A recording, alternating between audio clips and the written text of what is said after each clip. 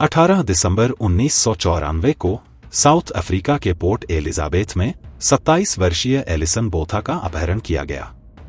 उसके साथ दुष्कर्म किया गया, उसे बेरहमी से चाकू मारा गया, 36 बार पेट में, लगभग सिर को धड़ से अलग कर दिया गया, 16 बार काटा गया और उसे मरने के लिए छोड़ दिया गया। ये घिनौना अपराध फ्रांस डू टॉयट और थ्यूनस क्रूगर ने किया था। इस दर्दनाक मामले के बावजूद 9 चमत्कारिक घटनाएं एक साथ आईं, जिन्होंने अंततः एलिसन को जीवित रहने में मदद की। पहले हम यह जान लेते हैं कि यह भयानक घटना कैसे हुई और कैसे एलिसन ने अपनी आंतें बाहर निकलने और सिर लगभग पूरी तरह से कट जाने के बावजूद जीवित रहने में कामयाबी हासिल की। 18 दिसंबर 1994 को एलिसन बोथा और उसके दोस्तों ने दिन समुद्र तट पर बिताया और फिर उसके घर पर पिज्जा और गेम्स का आनंद लिया। जब पार्टी खत्म हुई तो एलिसन के दोस्त धीरे धीरे जाने लगे। उनमें से एक दोस्त के पास कार नहीं थी, इसलिए उसने एलिसन से उसे घर छोड़ने को कहा। एलिसन ने सहमति जताई। उसने याद किया कि उसने उसी दोस्त के घर पर अपने कपड़े धोए थे, इसलिए जब उसने अपनी दोस्त को घर छोड़ा तो उसने अपने कपड़े उठाए और घर की ओर चल पड़ी। तब तक पूरी तरह अंधेरा हो चुका था। वह थोड़ी निराश थी क्योंकि उसकी सामान्य पार्किंग की जगह, जो उसके अपार्टमेंट के ठीक सामने थी, पहले से ही किसी ने ले ली थी, इसलिए उसे थोड़ा दूर जाकर पार्क करना पड़ा। उसने पैसेंजर साइड से अपना सामान उठाने के लिए मुड़ते ही अचानक उसकी ड्राइवर साइड का दरवाजा खुल गया और एक आदमी ने उसकी गर्दन पर चाकू रख दिया। उसने एलिसन को पैसेंजर सीट पर जाने को कहा। वह बहुत डरी हुई थी और आज्ञा का पालन करते हुए पैसेंजर सीट पर चली गई। वह आदमी ड्राइवर सीट पर आकर बैठ गया और कार चलाने लगा। उसने कहा कि उसे सिर्फ 1 घंटे के लिए उसकी कार की जरूरत है। इस दौरान उसने एलिसन से छोटी मोटी बातें की। उसने एलिसन का नाम और उसका बॉयफ्रेंड के बारे में पूछा। एलिसन ने झूठ बोला और कहा कि उसका नाम सुसान है और उसका बॉयफ्रेंड घर पर उसका इंतजार कर रहा है। उसने कहा कि उसे अब घर वापस जाना चाहिए क्योंकि उसका बॉयफ्रेंड शायद चिंतित हो रहा होगा। उसने यह भी पेशकश की कि वह उसकी कार ले ले और उसने उसे भरोसा दिलाया कि वह पुलिस के पास नहीं जाएगी। लेकिन उसने इनकार कर दिया और कहा कि उसे सिर्फ साथ चाहिए था क्योंकि वह एक दोस्त को लेने जा रहा था। उसने अपना नाम क्लिंटन बताया। एलिसन बहुत डरी हुई थी, लेकिन जब उस आदमी का एक दोस्त भी उसकी कार में आ गया, तब वह और ज्यादा डर गई। उसने उसे रियरव्यू मिरर में देखा, उसकी आंखें बिल्कुल बुरी थी। तभी उसे एहसास हुआ कि अब वह घर वापस नहीं जा पाएगी। वह आदमी उसे एक सुनसान जगह पर ले गया जहां कोई स्ट्रीट लाइट्स नहीं थी। दोनों ने बारी बारी से उसके साथ कई बार दुष्कर्म किया। एलिसन ने खुद को एक निर्जीव गुड़िया की तरह बना लिया, जिसमें कोई भावना नहीं थी। इस दौरान वह अपने मन में बार बार यही दोहराती रही, ठीक है, उन्हें मुझे रेप करने दो, क्योंकि मैं इसे सह सकती हूं। मैं इस स्थिति से निकल सकती हूं। मैं घर जा सकती हूं। मैं पुलिस के पास जा सकती हूं। मैं अपने परिवार को बता सकती हूं। मेरे माता पिता मेरा समर्थन करेंगे।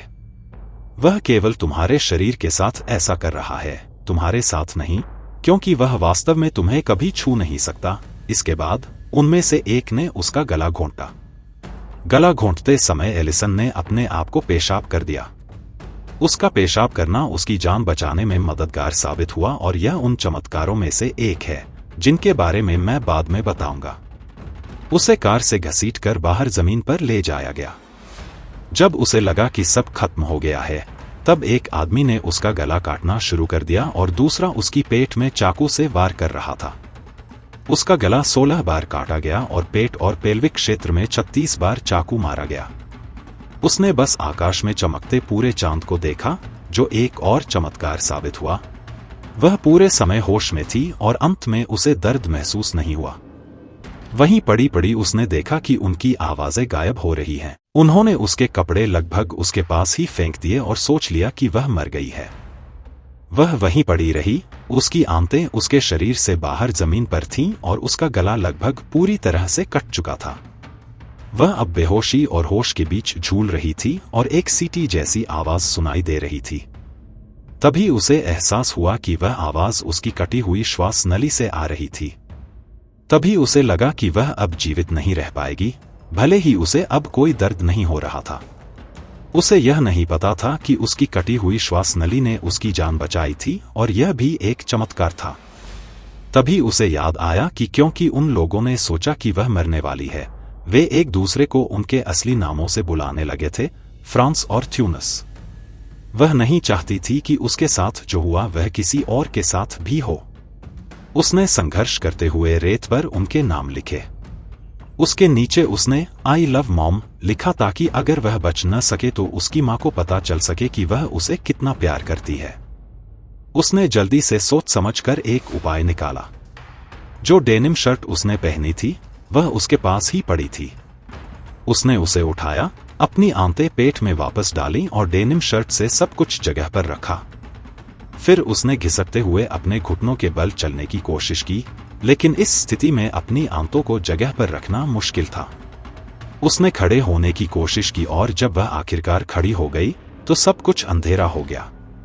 उसने अपने सिर को छूने के लिए हाथ लाया और वह पूरी तरह से उसकी गर्दन के अंदर चला गया। वह लगभग सिर से धड़ से अलग हो गई थी, इसलिए उसे एक हाथ से अपना सिर पकड़ना पड़ा और दूसरे से अपना पेट। वह धीरे धीरे इंच दर इंच चलकर मुख्य सड़क तक पहुंच गई। वह सड़क के बीच में गिर गई। कुछ समय बाद उसने एक कार को अपनी ओर आते देखा।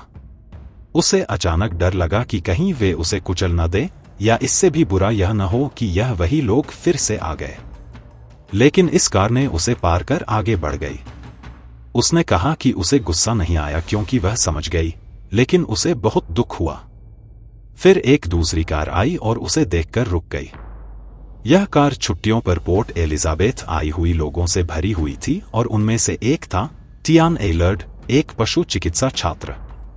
टियान तुरंत कार से बाहर निकला, घुटनों के बल बैठ गया और तुरंत एलिसन का हाथ पकड़ लिया।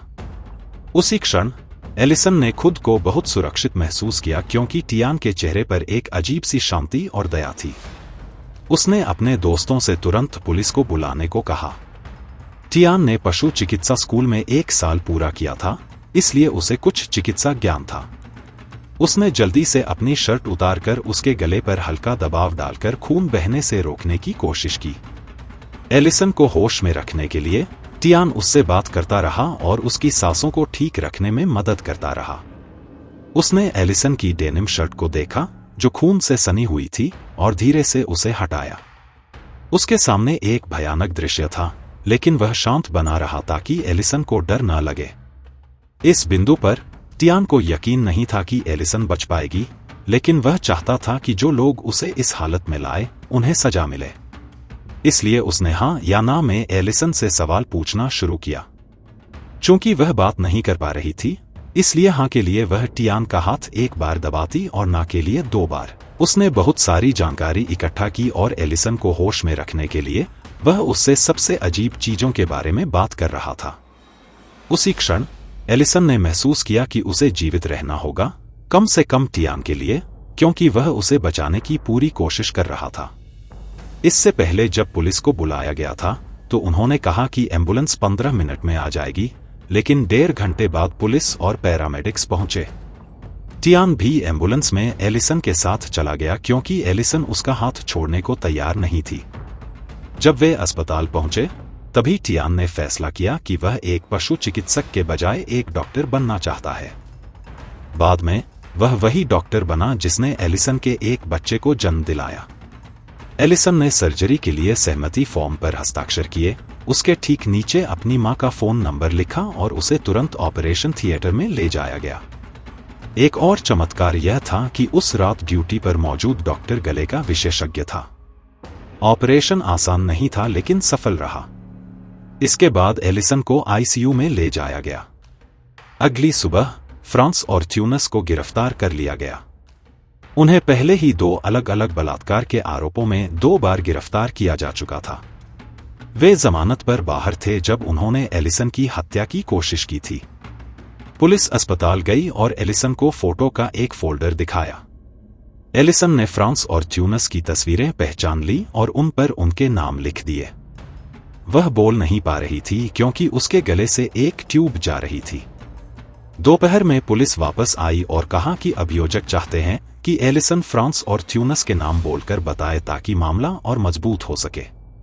डॉक्टरों को डर था क्योंकि एलिसन के बोलने के लिए उन्हें उसकी गर्दन से ट्यूब निकालनी होगी, जिससे उसे सांस लेने में मदद मिल रही थी। ये ट्यूब उसकी आवाज के तारों से होकर जाती थी और उसके लिए बोलना बहुत दर्दनाक होगा और इससे उसकी जान भी जा सकती थी। लेकिन एलिसन बहुत बहादुर और दृढ़ थी। उसने कागज पर लिखकर डॉक्टर से ट्यूब निकालने को कहा, इसलिए डॉक्टर ने ट्यूब हटा दी और उसने पुलिस से कहा कि उसके हमलावर फ्रांस और थ्यूनस थे। फ्रांस और थ्यूनस ने अपनी पहली और दूसरी पीड़िता को छोड़ दिया था। पीड़िताओं ने पुलिस के पास जाकर रिपोर्ट दर्ज करवाई थी और उन्हें बलात्कार के आरोपों में गिरफ्तार कर लिया गया था। इसलिए उन्होंने एलिसन की हत्या की कोशिश की थी ताकि उन्हें पकड़ न सके। मैं अभी भी समझने की कोशिश कर रहा हूं कि उन्हें जमानत पर बाहर कैसे कर दिया गया था। अब फ्रांस और थ्यूनस को एलिसन के अपहरण, बलात्कार और हत्या के प्रयास के लिए गिरफ्तार कर लिया गया था। फ्रांस ने लगातार दावा किया कि एक दानव उसके शरीर में फंसा हुआ है और उसी ने उसे ये सब करने के लिए कहा। पुलिस उसकी बात को झूठ समझ गई। यहां तक कि मुकदमे के दौरान भी फ्रांस लगातार कहता रहा कि वह शैतानवादी है और शैतान ने उसे एलिसन के साथ ये सब करने के लिए उकसाया था। जज क्रिस जेनसन ने फ्रांस और थ्यूनस को बिना पैरोल की संभावना के आजीवन कारावास की सजा सुनाई।